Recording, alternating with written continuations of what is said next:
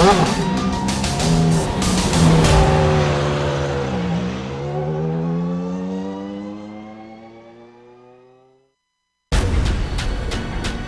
is the original esport racing game. This is iRacing.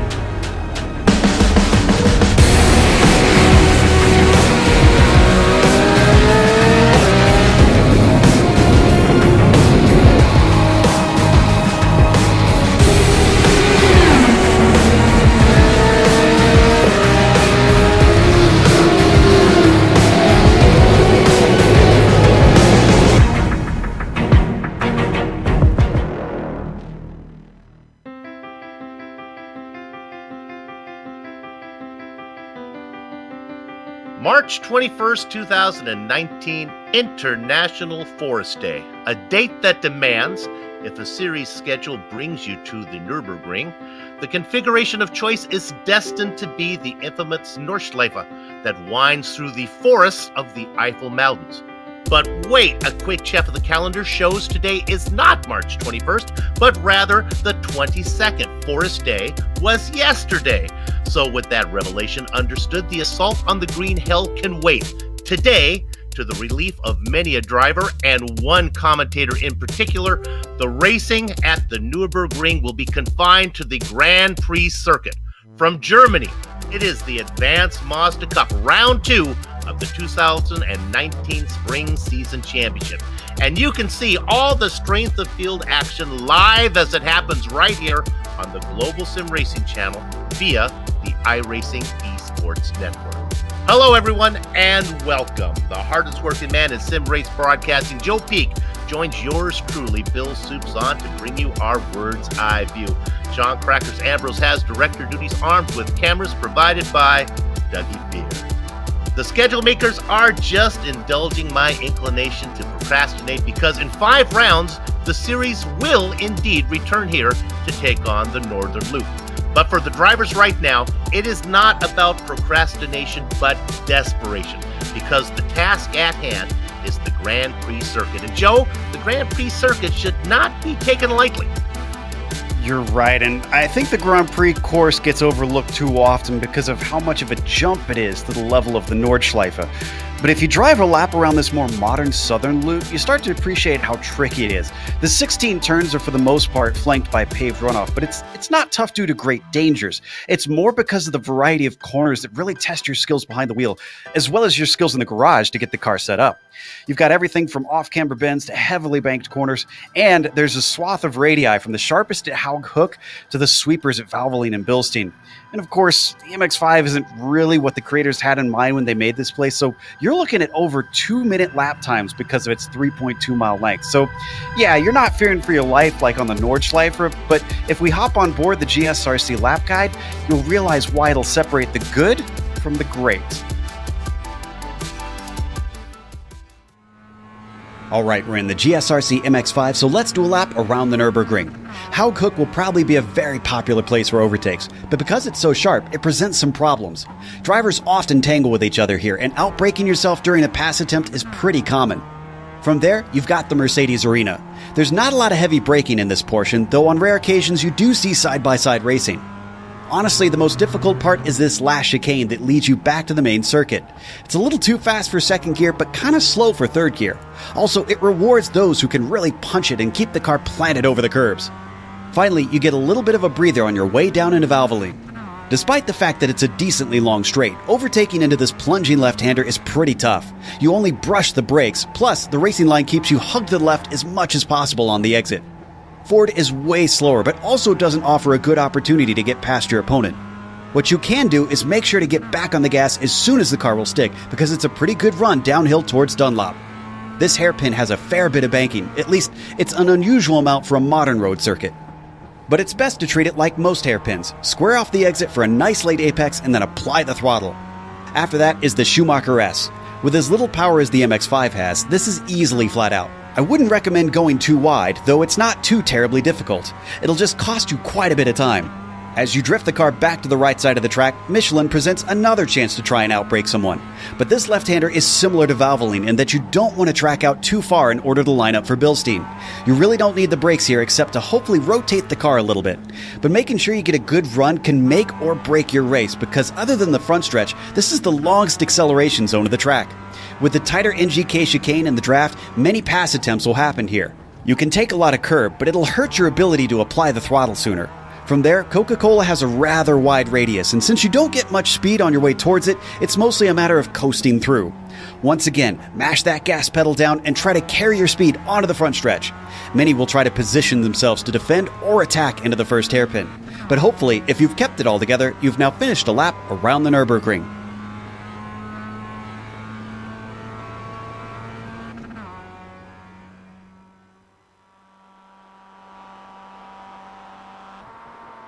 And there's a lap around the Grand Prix circuit at the Nürburgring. Now let's go ahead and take a lap around the point standings. With only one race in the books, these standings pretty much mirror the results of the opening round. You can see a couple Canadians there sitting in second and third. That's Mike Dam and David Paton. Behind them, it is Marcello Susuisubio down there in fourth position, 30 points out of the lead. Travis Wallace, the U.S. driver, down in fifth, but it's all taken place behind the defending champion, Robert Hartley, who posted 204 iRacing points in the opening round. That should shake up a little bit as more races get underway, but we'll keep an idea of how that plays out throughout the season. All right, Joe, let's go ahead and take a look at the race details. Absolutely. Round 2 that we kick off here today. They do get 4 drop weeks because they use those official points. And with this being the MX-5, as you'd expect, it's very short races, 25 minutes, much like you'd see in an SCCA race. So no pit stops scheduled. I did allude to it. The setups are open on these cars. It can make a difference, especially on tracks like this where you've got corners where you need the car to be nice and planted.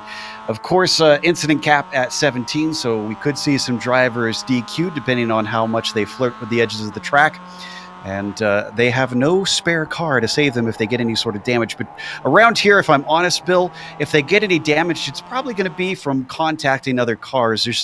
There's so much runoff with this thing being built for Formula One machinery that I don't know that you'd really be able to send the car flying into the walls in many places. Before we get into qualifying, which is going to start up here pretty soon, you can get an idea just from that picture that it's kind of overcast here, kind of dark. Let's go ahead and take a look at the weather real quick and see what that's going to mean, Joe. Yep, very, very cool as well in the Eifel Mountains here today. Only 65-degree track temperature. Which is about as cold as you can get here on iRacing for the track temp. Yeah. And then they do have a little bit of wind, 10 miles an hour. It could affect you in a few corners. We'll see if that swaps around much. That's really what's going to be the bigger effect on the cars, is if that wind changes direction on them. Just about 45% humidity, but pretty grippy conditions in general around this track, which should be good for the racing. We have 18 drivers entered in the race as the session did split, and we have a iRacing, the iRating here, which is what, about 3,500. Yeah, it is very, very steep here for only 2 splits. The top one seems to have really collected a lot of great drivers in here. You could see Holland putting his first lap in, and he's actually already tumbling down the order as more and more drivers put a time in. He was all the way up in, I think, second for a while, and now he's down to 10th. Tentative pulse hitter Sonny Canchins put in a 2:18.1. That's about a second faster than Mike Dam, who followed him around most of the opening race. One of the things you got to be careful about in qualifying is it can be easy in a few spots to get 1Xs. It's sort of like Spa in that sense, where you're trying to push the limit because of that paved runoff, because you really don't hurt anything by going over it except losing your lap time. So you really got to try and take it right to the edge since there's no dirt and grass that you're kicking up. It's all down to how close do you flirt with what's considered the boundaries. A lot of the names that we saw in the opening round are back here again. We talked about Catchin, and Dam is here as well. Marcello Isubio is here. David Paton also. All these guys sitting inside the top 5. George Fike running a pretty good first qualifying lap. He's got himself in 5th. and is appropriately the number 5 car according to his iRating. Baton across, and that's going to be his first time lap, and I think that's his second lap, actually, because he pulled over to a halt, and that's going to put him in P5 ahead of George. Jordy was comfortable in P5. He got moved down one spot. New name here today. There's somebody we saw last time. Jonas Mumilidis. He was doing really well up front. Made a mistake. Might have cost him the win. Yeah, and he might cost himself the win here in the qualifying, because I'm not sure he's going to be able to get around. He started his first lap rather late. He's trying to come around for the second one because his first one didn't count, Bill. Yeah, he's got to get this thing in. Garcia in third, but it was his first lap that was the faster one with a 2:19.2. And he's punching a bit above his weight. The number 16 car starting third currently. New name we're not familiar with. There's Caden Bin. And looks like that second lap a 2:20.3. So that'll do no better than 11th for him. Let's go ahead and pick up the driver in the number 12 car. Ionis Mumilidis. Mumilidis back there still getting in that lap time. Oh, here we're looking at Thacker now. He needs to get into time. And Ionis did get one in at the last second, and that actually put him up to third. It was a good one. Yeah, that's what we expected. And I believe that'll do it for qualifying. So let's go ahead and give you the starting grid right now. Since there's 18, Joe, I'll take the first 10. Sonny Canchin's going to be inside of Mike Dam. They said 1-2 in the points. They said 1-2 on the grid. Ionis Mumilidis in the third position, flanked by Ivan Garcia, a name we're not familiar with. Justin Gulias is going to be in the fifth position, inside of David Baton. Jordy Fike sits in seventh with Travis Wallace outside of him. Ninth and 10th go to Jeff Taylor and Ryan Walker. Joe? 11th is going to be Josh Muggleton. I believe he joins us from the supercars, is what he typically runs, if I'm noticing the right person. Caden Bean will be starting 12th with Aaron Thacker in 13th. Then it's John White starting P14 and Derek Holland in 15th. Lee Martin starts 16th, last car with the lap time. Marcelo Eusebio starts 17th, Matt Morris in 18th. Hopefully Marcelo Eusebio will get to race. He is out there. That's a driver to keep an eye on. He's quick. He's going to be way back in 17th spot. That's going to be somebody to watch as he works his way through the field. 18 cars here today. Talked about Caden Bin. I believe that's a little cross-pollination. I think we see him race. I'm going to guess. I think he races in the Camel Series, if I remember right. I think that's right. Yeah, I think we saw him there this last week. Always good to see drivers coming in, popping in here. Okay, it's going to be a fast one. 25 minutes, no pit stop. This is a sprint race. There should be plenty of grip. Sonny Canchin was almost 9/10 of a second faster than Mike Dam, who races in second. Dam's going to have his work cut out for him if he hopes to hang on to the back of the Australian. Engines start to harmonize.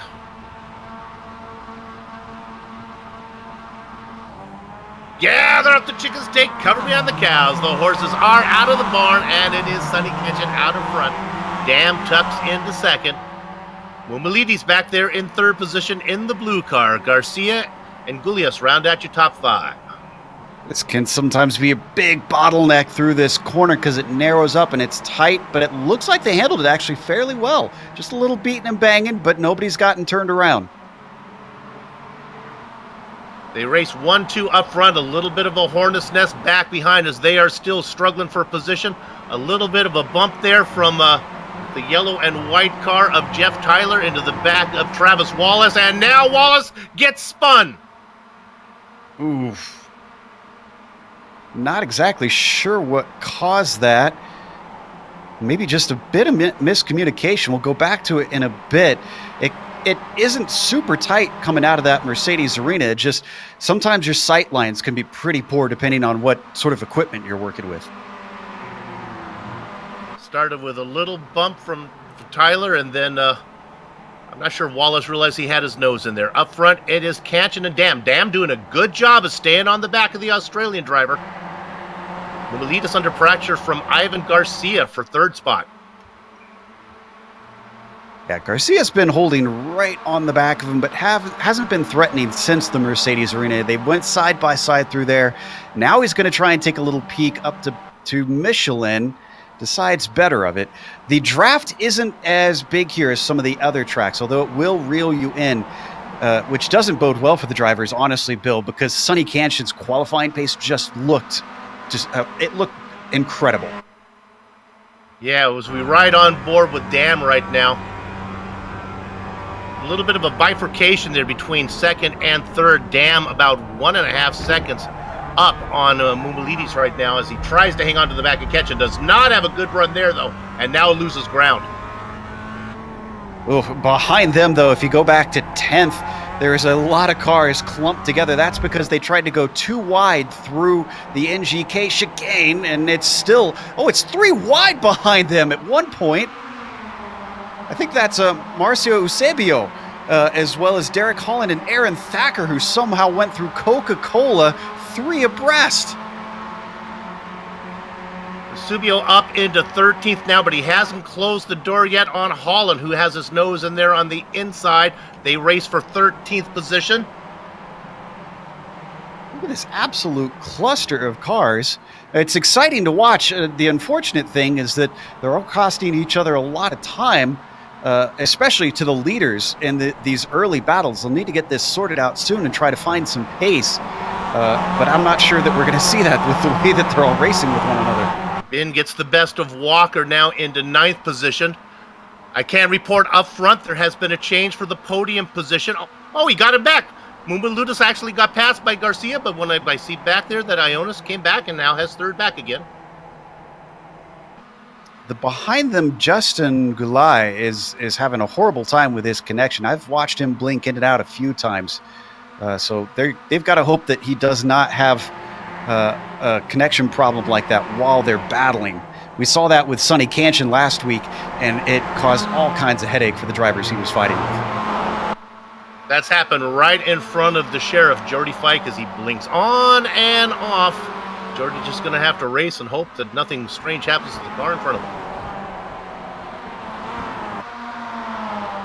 him. Oof, that battle's not letting up. Back in the middle of the pack. And I think Jeff Tyler's going to get the best of John White to move himself into 7th. Nicely done.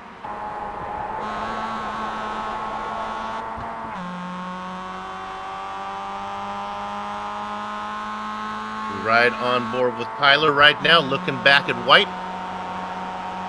See a little bit of side-by-side action behind them.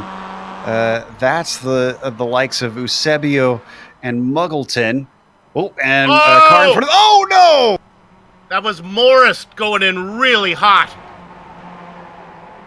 Way too hot. Absolutely plowed into someone. I'm not sure who that was. Hayden Bin got it. He got binned. He did indeed. A great... Okay. We're going to stay on this battle. We'll come back and take a look at that one as well. Oh, but John more. White just got turned on the straight, on the pit straight. Oh, it's Jeff Tyler again. Now, this one, I got to mind my tongue here, but we need to take a look at this one. Is just too ugly to ignore. Joe, you're better at being polite than I am. I don't want to hint at anything because I until we talk to the drivers, it could be any number of things that cause this, but it does look like he steers a little bit into them. But again, internet connection, maybe hardware issues, anything could have caused this. Let's give him the benefit of the doubt. He's still fighting right now, side by side with Muggo. Whoa. Josh, way off course, though. Good catch from Josh. Just missed it on screen. Now he's going to have to fight with Eusebio. There's the number 8 car on the inside, the dark one, the Spanish driver. Gets that pass made. Did not put in a qualifying time. That's why he's having to work so hard. Tell you what, Derek Holland's having a nice little run. He started this race in 15th. He's currently 10th in this group. This is where the action is. You're not missing anything up front. The top four, oh my goodness, are separated it's by three many wide, car though, lengths. here. Yeah, that was Eusebio split in the middle between Muggleton and Tyler, and coming out the best. Muggleton trying to hang on to the back of the Spanish driver racing in the 8th. Oh, look at this. We look up ahead. To the left is Muggleton. To the right is Eusebio, and the pass is made. But look at the drive-through from Eusebio. He gets the pass made. He's going to bring along the blue, yellow, and white car of Jeff Tyler. Nice move. Just waiting patiently to see how that plays out ahead of you, using your momentum. But it's not over. Look at this. Tyler's now got Muggleton with a big draft on him, and he's going to get his nose to the inside. Heading down into the first corner. They are side by side. Preferred position to Muggleton. Oh, he's got to get it turned in. A little bit of shove to keep Tyler from finding the apex, but that was more just, I'd say, because Muggleton outbroke himself. All right, Derek Holland right behind now, looking to get into 9th position, working on the back of Jeff Tyler. It's amazing. We've still got this much battling going on. They're all still stuck together. I think the only cars that have dropped off are the ones that had accidents. Early on, Tyler and Wallace got together. That's why Wallace is out of the race. We'll take a look at this. We'll go ahead. Well, this is early on. We're going to go back and take a peek at this one because Travis Wallace is a former race winner. So we'll take a look and see what happened to him. This is just exiting out of the Mercedes arena, like I was mentioning. There he goes. And that was actually Tyler first time. So that's Tyler. Twice. Yeah. It really makes me wonder if maybe it's an internet thing. He's seeing things slightly different on his screen. And so for him, it must look like ghost contact. I'll go for that. Look at this battle going on right behind him. Oh, we're riding on board there on the replay. And to Tyler's credit, he did get squeezed on that one. Yeah. As we watched on board. That was lap 1, so there was a lot of jockeying for position there. It was really crowded. Okay, Holland is going to get passed right now for 10th position, making the move on the top side. This is David Paton. Another driver sits inside the top 5 in points. Yeah, well, we saw last time, though, that trying to go through there too wide, and it looks like Holland is going to back up and take it single file. Just doesn't seem to work out well. You got to make this pass happen, or if you find yourself, you don't feel confident that you could outbrake the other person, just let him go in that chicane and fight him another day, or else you're just going to be losing way too much time because it's so tight through there. Director, I'm going to jump you up to 5th position real quick because we have Jordy Fike under attack from Justin Goulet. Goulet's going to get down in here. This is going into the corner. Oh, he blinks out though for me. And George is getting on the radio now, just not happy about the connection issues that Justin is going through. Honestly, Fike had no idea if he could turn in or what was going on there. He had to just basically yield the position. Sometimes in racing, Bill, the discretion is the better part of valor.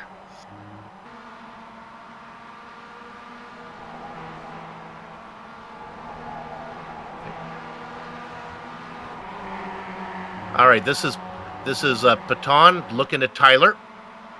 Tyler in the blue car there. Paton making the move. There's not much braking into Valvoline here, so I'm not sure. Yeah, just like I thought. It's going to be very hard for anybody to really make an effective pass into that corner. So Paton's probably better served looking right here where he gets a great run down into Dunlop. Oh, and it's 3 wide behind these guys, so that's going. This is great. You can see this pass.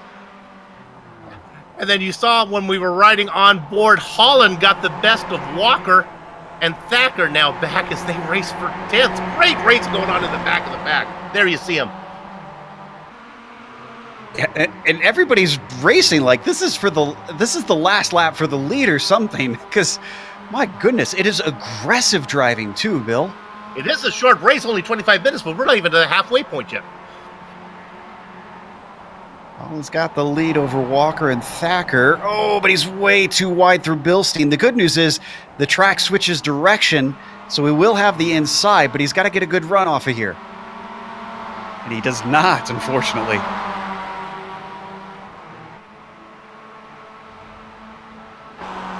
We're going to go on board with Walker. Oh, we're on board with Holland. There we go.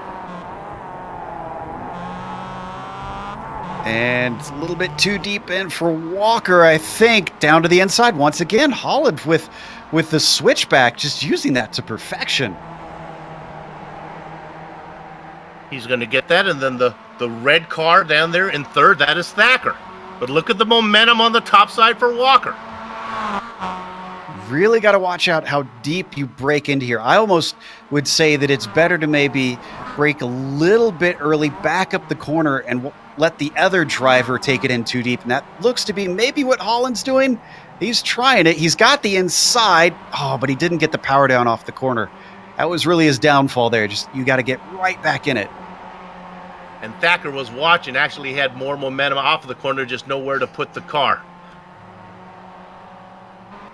I always hated this little chicane coming out of the Mercedes arena too. Just such an awkward set of corners.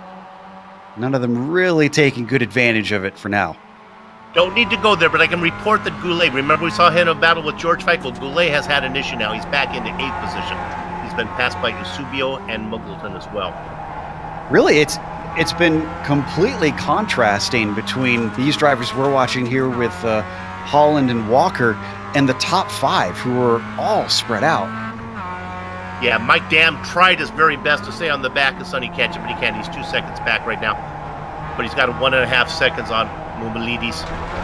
There is no racing going on up front. We finally got this group spread apart. I remember we had, what, about a dozen cars involved in this? Now it looks like it's settled down to 3, and it's mostly between Holland and Thacker. We can stay on this and look. I'm just going to give you a number to keep an eye on. Fike has a 7-second lead over Eusebio. We'll see if Eusebio can run him down here in the final 12 minutes of racing. Look at this going on right here. These guys will not quit. Thacker did a good job getting his nose in down into Bilstein, but this is costing them time to Walker. He is really streaking away now. Let's see what Holland can do. He's going to have to be very deep on the brakes because he's really not even up beside the likes of Thacker. He will wait. Watching on in 13th is Lee Martin. He is about 4 seconds behind Holland right now. Let's see, Martin and Bean are our last 2 drivers out there still running. Tyler has DQ'd, White, Morris, and Wallace are all gone.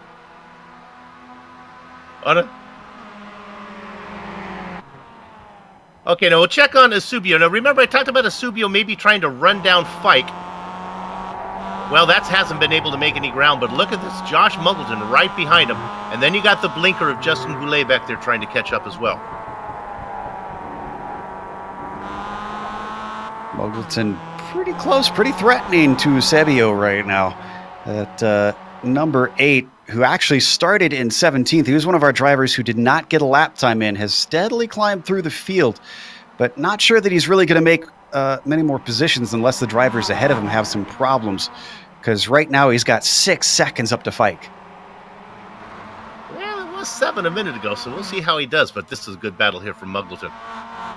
Also only got 9 minutes left too, so. You know, Joe, it's funny. We have to do the Trip and Drees back marker shout out.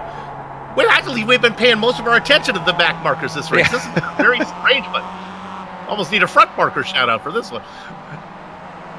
I thought Muggleton might have had him out of the Dunlop hairpin, but didn't get the power down soon enough. You could see just maybe a little bit too tight off the corner. Sometimes you really have to let the car track out.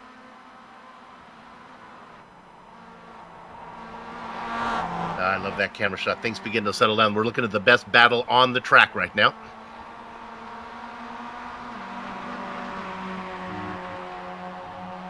Muggleton's trying, but it seems like he's almost stalled out. He kept coming forward and coming forward, had some great battles, And now it looks like he's not really got anything on Marcello. No, and if they can behave a little bit and they see if they can knock off sometime, they're still 6 seconds back of Fike. Fike may not be fast, but he's fast enough, I think, to hang on to a 6-second lead with only just under 9 minutes of racing to go. Yeah, absolutely. It is a little bit under 6 seconds now, so you're right that the number 8 car is closing in on him. But at this point, Fike just needs to stay steady. All right, we'll check back in on this one. Remember, this is Walker now. Thacker has pulled away from Holland. They were in a battle, but Thacker now has left Holland behind and is now right behind Walker. And just as we cut away, I can report that Muggleton actually passed Eusebio. Oh. So let's take a look at how that happened. My commentator's curse seems to work in reverse lately. I keep saying how drivers aren't doing very well, and then suddenly they pass someone. There's the pass made. Yeah, down to the inside. And you saw exactly what I was talking about earlier, that Muggleton got his foot down in it once he came off of that hairpin. And that's all he needed to do to close the door. Good run from him. Started in 11th, has worked his way up into 6th position now. Well, you mentioned the back marker shout-out, and, well, I think it's about time for that, Bill. So why don't we jump back to the driver who's last one still running. I mentioned him before, Liam Martin. He's actually been overtaken by Caden Bean recently. Lee's running 14th. Bean is in 13th at the moment, having started in 12th. This is going to be a little bit disappointing. Remember, he ran into some trouble. That's why he's back there. Derek Holland has had some great action out on track, but even though he's gained positions, he's still well down the order, sitting in 12th, not even halfway up the field. Aaron Thacker is right directly in front of them. They've been in a very close battle all race long. They've been giving us some of the great shots that we've been watching with door-to-door racing. Thacker has Ryan Walker in 10th ahead of him, and top 10 to me seems like a good spot to end the back marker shout-out. Walker, the front of this 3-car train currently. Let's go up to 6th position real quick. Here comes Eusebio with a little bit of a bump draft there on Muggleton. Marcello says, we got to go because Goulet's coming. Yeah, and they definitely don't want to get into a fight with Goulet because he's still struggling with connection. Another run from Eusebio is going to try and pull the same move on Muggo that he pulled on him. And he gets it done. Now, does he have the momentum to keep it? Yes, he does. That was gorgeous. Gap up to Fike, 5.3 seconds. It's shrinking, but there should be not enough time to get there. Oh! That was contact for sure. Muggleton into the back of Eusebio. And that brings Goulet back into the mix now. So those guys race for 6th. These guys have put on the show here. Eusebio and Muggleton swapping positions back. I'm just going to vocally tell you who's up front. It's Kanchan by 3.6 seconds. Dam in 2nd. He's 2.6 seconds up on Moudalidis. Wow. Muggleton is not afraid to be right up behind Eusebio. And I think that's what caused the bump before when he was close in on him in the Mercedes arena. He was just a little bit too close. In these wider apart corners, or faster corners, you can get away with that. Oh, wow. Look at the defense, though, from Marcello. Trying to squeeze him. Oh, careful! no!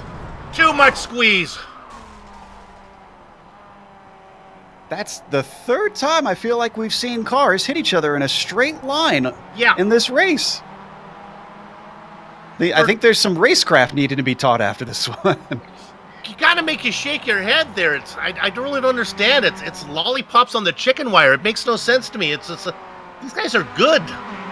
Don't know why that would happen. These are unfortunate mistakes for guys of this caliber. This is not the sort of racing you tend to see from the top split drivers, especially in the Advanced Mazda Cup.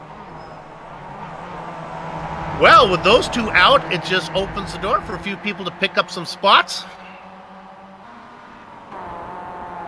Yeah, and brings us to the other close battle that we were watching before. Holland and Thacker, who are still chasing Walker, but I think they're having so much fun with each other. They've got pace to try and run him down, Bill, but they're not because they keep battling.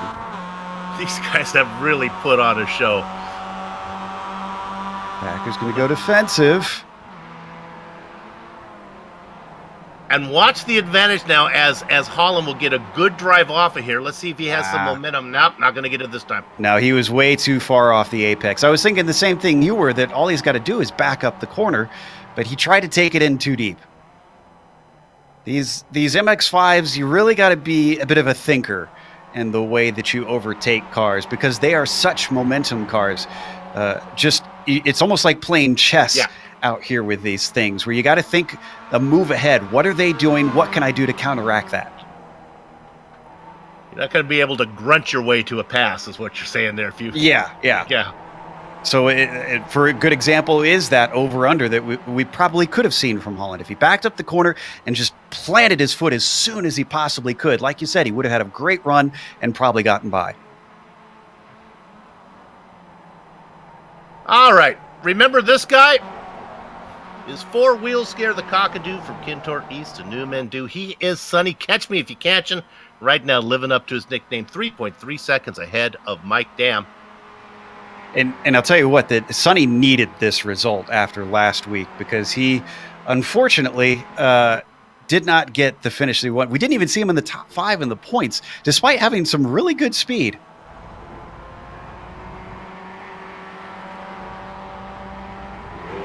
We get the white flag this time by. There's our driver in second. Then we go back to the driver in third. Joe, this is another driver that needed a good finish. He was racing well last week until he made a mistake, and this is Mumulidis. Looks like he's going to get an easy third place here. Yeah, kept it clean despite being in a few battles early on. And looks like he's going to be able to come away with a podium. You know, we made a big deal out of Dam being way back on the qualifying pace, but in race pace, to be within 3 seconds of Sonny says a lot about what the number 2 car's got underneath him. Garcia as well. Can't discredit the drive that the newcomers had. Quiet run. He had nobody to race with. Going to come home in fourth. Nobody within 3 seconds of him. And Jordy Fike. Qualified 7th, up 2 spots. Got some really good representation here today as well, I gotta say. We've got a number of Americans, which is natural for this time of day. We've got Canadians. We've got a DH driver. That's Mumulidis, who's up pretty late, Hispano-America. UK&I, that's Ryan Walker. Australia, obviously, with Sonny Canchin. Kind of surprising at just how many drivers we've managed to get. And here's Sonny. Working his way. Nothing going on. A little bit of a blink. Yeah, and this definitely works to Sonny's advantage this time. That the internet woes are no worry at all, especially when you're running out in front like that. The only time that he might be worried is if he feels like he might lose the connection, but looks like that was never an issue today. There we go, blinking a little bit here. Come on, Sonny, you just got a little bit ways to go, and you pick up round number 2. Sonny making it look easy today, that's for sure.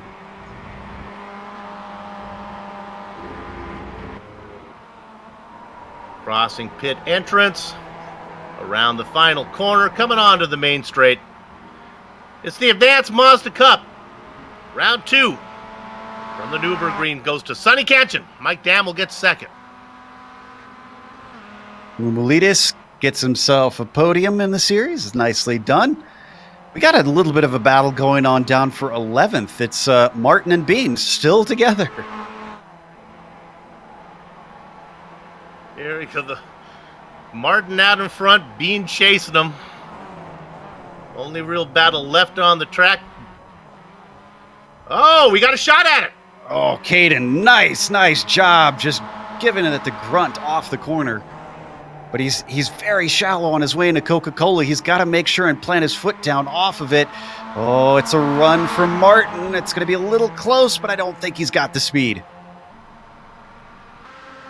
Caden Bean gets 12th position. 11th, actually. 11th, actually, and Lee Martin is going to get that 12th position. Last car on the lead lap. All right, the racing is over here in Germany. Our broadcast has a ways to go. We'll take a short break. We'll come back, run down the finishing order, give out Queen of the Ball Award, our first time this season. You don't want to miss this. Talk to some of the drivers and put a lock on the gate. Back in a few.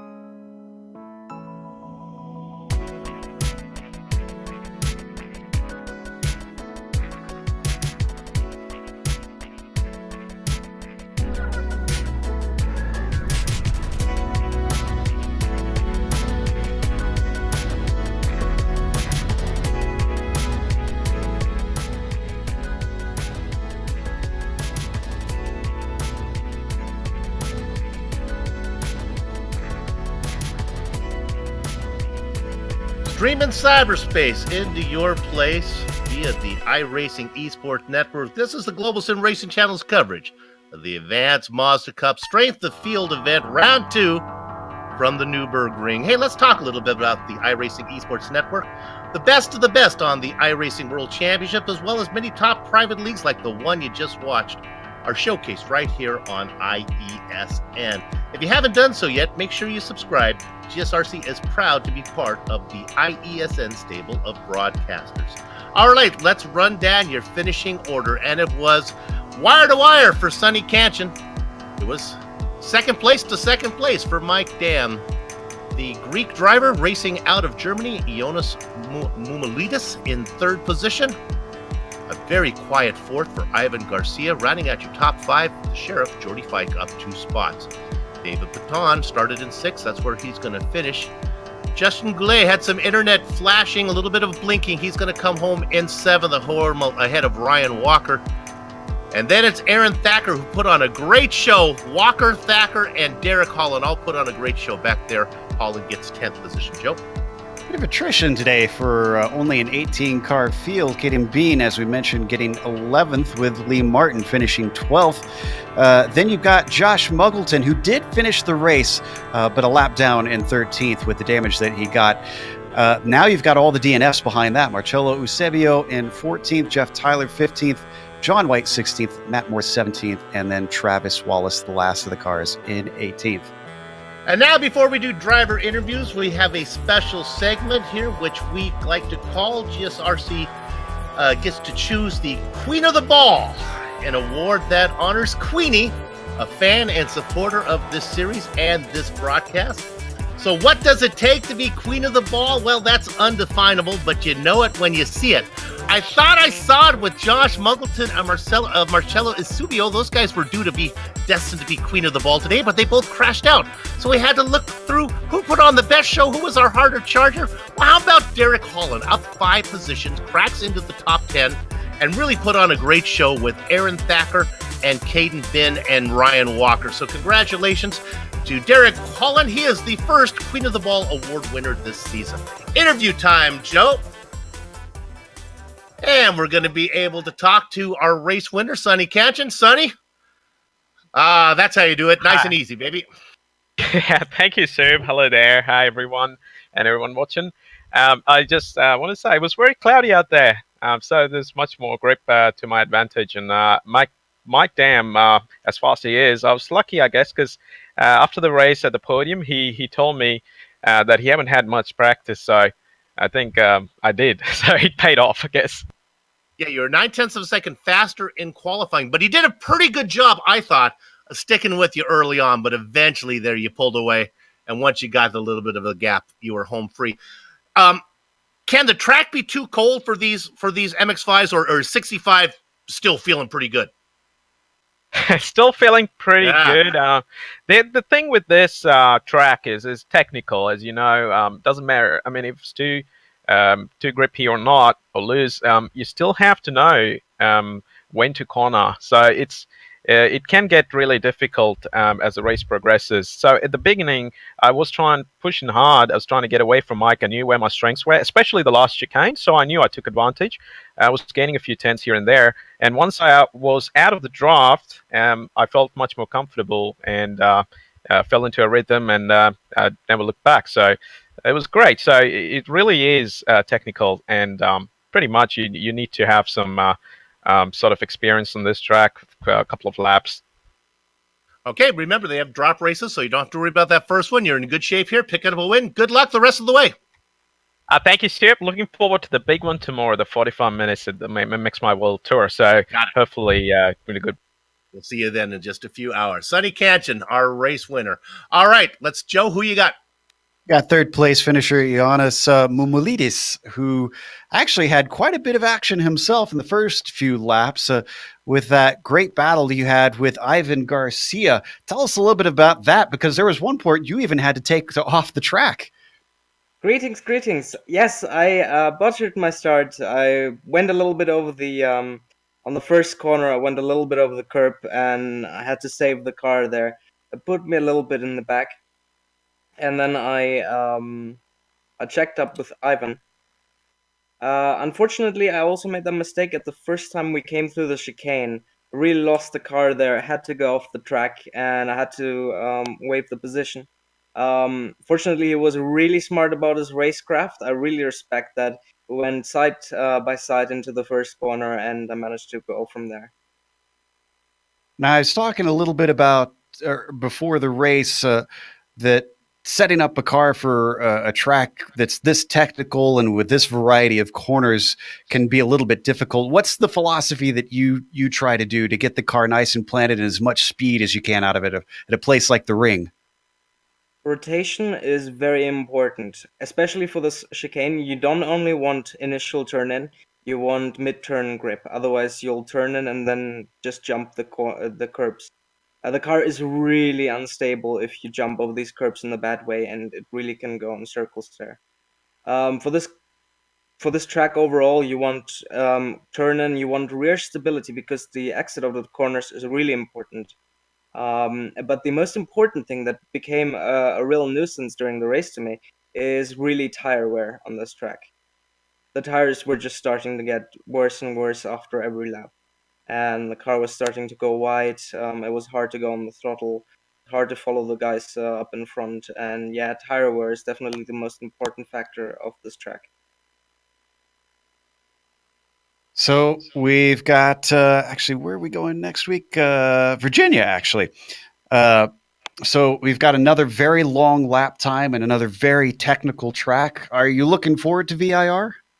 I'm looking forward to VIR because it's the first time I've ever raced there. I just got this track for this week, and I've had a look at it. It's a beautiful and interesting track because it's got long straights, and most of the track is actually straights, but they're not quite straight. They have wavy bits and a lot of elevation changes, especially into the last chicane. It's a huge elevation change in a blind corner, and you have to really be smart about how you approach the corners and how you exit them. Well, we look forward to seeing how you perform there. So far, you've shown yourself to have quite a bit of speed this season. Thank you. That was Giannis Moumoulidis, who finishes in third today. Final spot on the podium. Last one we're going to talk to, Bill's got Ryan Walker with him. Ryan, you finished 8th, but boy, you had a ton of fun there. Man, what some crazy racing going on.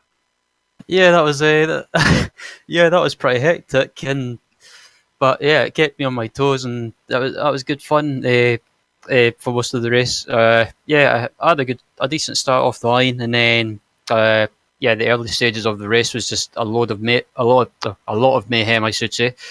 Yeah, I think there was cars everywhere, left, right, and centre, and yeah, unfortunately, someone for some reason insisted on dive bombing me and a few other cars into the chicane, so it was a bit of mayhem. But yeah, I managed to keep out of trouble and just get to the finish, and also had a good race for one of the late top 10 positions. I had a good battle with I think it was Aaron Facker and Derek Holland. So yeah, I have to say thanks guys for the awesome racing, and yeah, that was just it was great fun, and I forgot how much fun the MX-5 can be around this track. Well, you talked about the MX-5. What is your car then of choice? You don't race the MX-5 all the time? Yeah, I've been racing the MX-5 quite regularly in other leagues, and yeah, it's one of my favourite cars. It's just I've not raced around here with this sort of car for quite some time, but yeah, it was good fun. Put on a good show. A lot of traction out there for you today with the weather, huh? Yeah, I have to say the track conditions for some reason seem to suit me quite well. So yeah, I wasn't the quickest out there, but the traction seemed to help with being comfortable around this track and in these conditions as well. So yeah, it was good. Well, look, with the strength of field as high as it was in 8th position, that's going to be good for you. Congratulations. We'll watch you the rest of the season. All right, thanks, Sip. Ryan Walker, 8th place today. All right, that's going to do it for us here on the Global Sim Racing Channel and the iRacing Esports Network. Let's go ahead and talk about who we'd like to thank. And how about the people in the Advanced Mazda Cup community, especially Jordy Fike, for supporting this broadcast.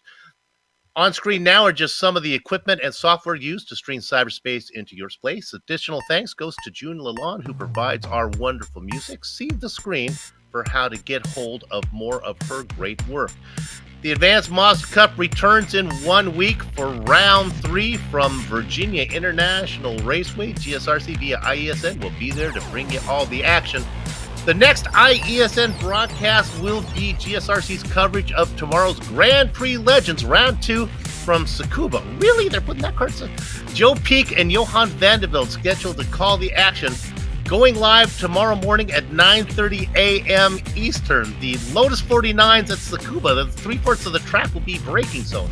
Sliding across your screen now are just some of the upcoming GSRC broadcasts, so check those out and mark them down on your calendar. If you'd like more information about us, Global Sim Racing Channel, Twitter, GSR Channel, Facebook, Global Sim Racing Channel, Instagram at GSRC_Gram. Also, if you haven't done so yet, become a YouTube subscriber by heading over to our YouTube page and hitting that big red button. Finally, on behalf of the entire crew, Joe, Sean, and Dougie, I'd like to thank all of you for watching as Sonny Ketchen picks up his first win of the season here at the ring. With that said, we're off to have fun storming the castle. So until next time, race clean, race hard, and we'll see you on the track.